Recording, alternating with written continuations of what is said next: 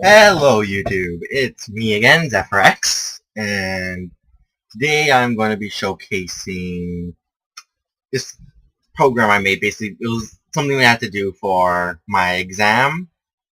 It's a very simple thing, very plain as you can see. I didn't really, focused more on getting it to work rather than getting it looking beautiful. Okay, I was just checking that real fast. I already hold the high score because I'm awesome. Anyways, first off, the webcam. I put a frame on it now. Yay! Sorry, I was looking over to the side for a second because I was just seeing how it looked. Just make sure it's all nice. This is my first time actually doing it. I should actually put something in that black space. Maybe next time. Whatever. Yes. First off, the lighting. It's a bit. I don't think you guys. Yeah, it doesn't look like you can really tell on the webcam, but for me, it's really orange. That's because my lamp light that I used in my last face, or at least I tried to use in my last Facecam video. When I look at it now, it seemed a bit too dark, and using my regular light, which is directly behind me, is too bright. So what I did was I have my regular light, and I put a shirt on top of it, held together by an elastic up there. So, and the shirt just happens to be orange, so now the light looks really orange to me. But now it looks like there's a right here. There's a light ball right here. What? There we go. Anyways, the program. Basically, this is a simple card game kind of thing. Pair of cards. Basically, you hit the start. You start with 100 in the bankroll. This program tells you how much you've won, how much you've lost, how many times you won, how many times you lost. A help button explaining the rules, which you can't really see in the recording because the text is pretty small. I'll read it to you real fast. Let's see. Hit the start to begin playing. Very obvious. Enter the amount you wish to bet and hit the bet button. So basically, you'll enter how much you want in the text box right here. It says how much you would like to bet, and you click that button. Obviously, let's see. Hit deal to enter. I don't believe. Oh, I guess I'm going to explain. You can't enter more. Problem on my side again. Okay, whatever. Hit deal to deal cards. We'll see it later. Dealt cards will appear on screen. Program will inform you if you got a pair or not.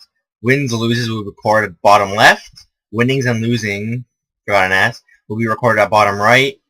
Current turn is shown at the top. Current amount in bank is shown above the winnings and losings. View the high score by clicking the button in the top right there. Reset button will appear after 10 turns. Game is over when 10 turns are played or bankroll hits 0. A high score will be recorded along with your name. Okay, so let's use my laptop's keyboard. Let's bet 20. So I bet 20, I hit bet, click deal. You didn't get a pair, you lost. Oh, already losing money. I forgot to put a dollar sign. Whatever, see, so it records that I lost, shows I lost the money instantly, puts the lose, it says how much I've lost, and here are the cards we got. We got a 4 of hearts. In these pairs, the suit doesn't matter, it's the actual card itself. So I've got 4 of hearts, Ace of spades, 3 of spades, Jack of diamonds, and 9 of spades. No, those are clubs, sorry. Fail. Whatever. So now let's enter another round. Let's go 50, because I'm a badass. I believe I'm going to win. Deal? And I lost again. Jeez. This program really hates me. But basically, technically there is supposed to be pretty much a 50-50 chance of winning-losing. Sometimes it doesn't really work out for that. Sometimes you win more than you lose, I think. But, or you lose more than you win.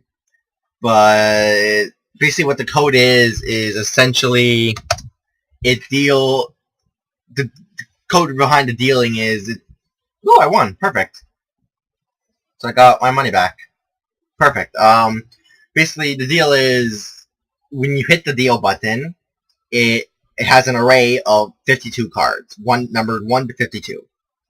The suits are then cut up in every 13, which is hearts, spades, hearts, clubs, diamonds, spades. So first 1 to 13 is hearts, 14 to 26 is clubs, 27 to 39? Yeah, 39 is diamonds, and then 40 to 52 is spades. Now, so it randomly chooses 5, 1, 2, 3, 3, 4, 5, randomly chooses 5 of them and places them on screen. Before it places them on screen, though, it checks if the card has already been used before. Because you can't have 2 5 of spades in a single deck. That just doesn't work. So, it goes and it'll check. If it has been used, it chooses another random number, and it will continue to choose a random number until it gets one that has not been used before. And from there, that's basically how it gets the image on it. It checks, then after it gets a number that is good, it checks what card is it exactly. So a 1 would be a 2 of hearts, and a 13 would be a ace of hearts. It's a bit weird. You would think 1 would be 8, but the way I did that way is because the image files for each of these cards is numbered mostly based on their cards. So a 2 is hearts 2, or 2 hearts. I forget how the name is exactly, but it's the number and then hearts. For the Jack, Queen, King, and Ace, though, I continued on. So the last numbered card is 10. Jack is then 11. Queen is 12. King is 13. I just fucked up there then. The 1 to 13. 2. Okay, I guess I forgot exactly how my code works then. Is 1 ace? No, I'm pretty sure 1... I'm gonna stop the recording now and just check real fast. Okay, so yeah, it's 1 is 2, 2 is 3, and so on. 13 is C, and then 14 is the ace. And what it does, I know I said it's 1 to 13, which is ace, but that's still, when it comes down to looking for the cards, it works out, because what I do with the image files then is, so take a 2 of hearts. The number recognition is for 2 of hearts is number 1. When it looks for the file, it then, if say card 1, so this first card is 2 of hearts, which is identified as 1, the image it will take is the image file, I believe, is called 2hearts.jpg.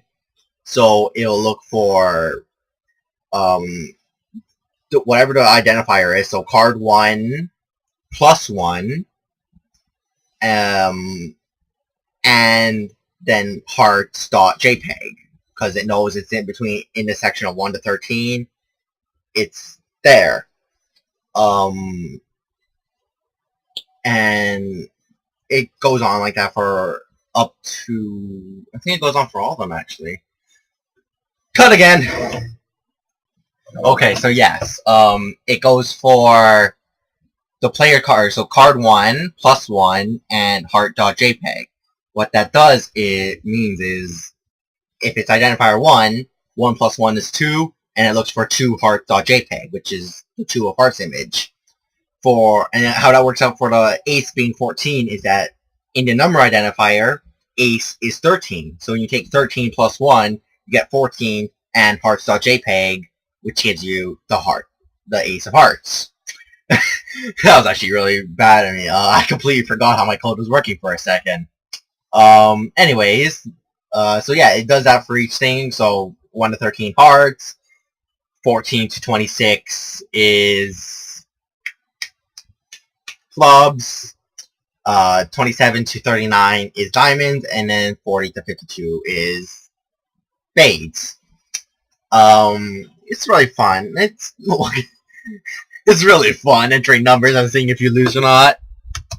It's a really basic thing. It's something we had to do for my exam. Our exam was split into, I lost again, into 2 parts. We had to code in 2.5 hours. We had to code,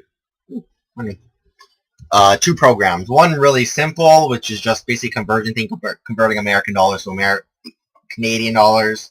Really simple. And the other was this. I understand why this was chosen, because my class, I was in grade 12, the final year of my high school, and the grade 12 university level programming course I was taking had about 6 or 7 students in it. And out of the 6 or 7 of us, only me and my friend had completed every single one of the assignments and our independent study project, which is worth about 10% of our final.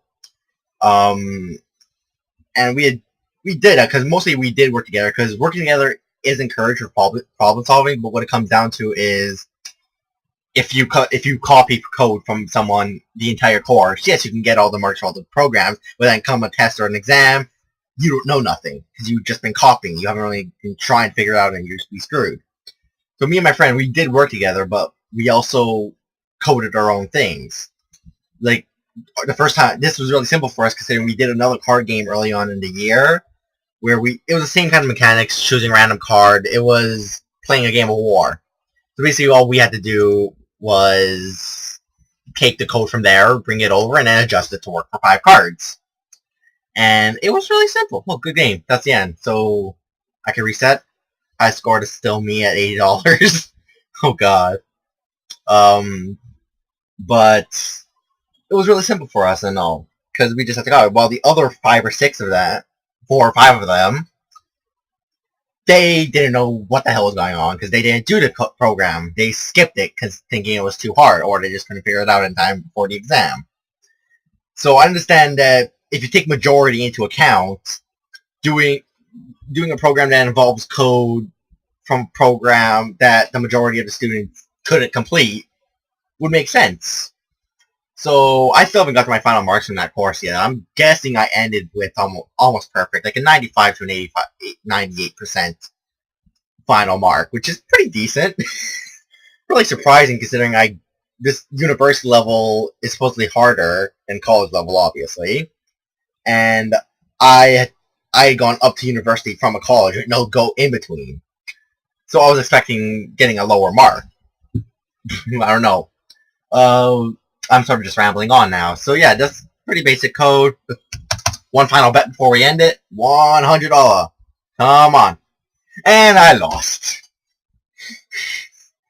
Game over. Turn 1, we lost.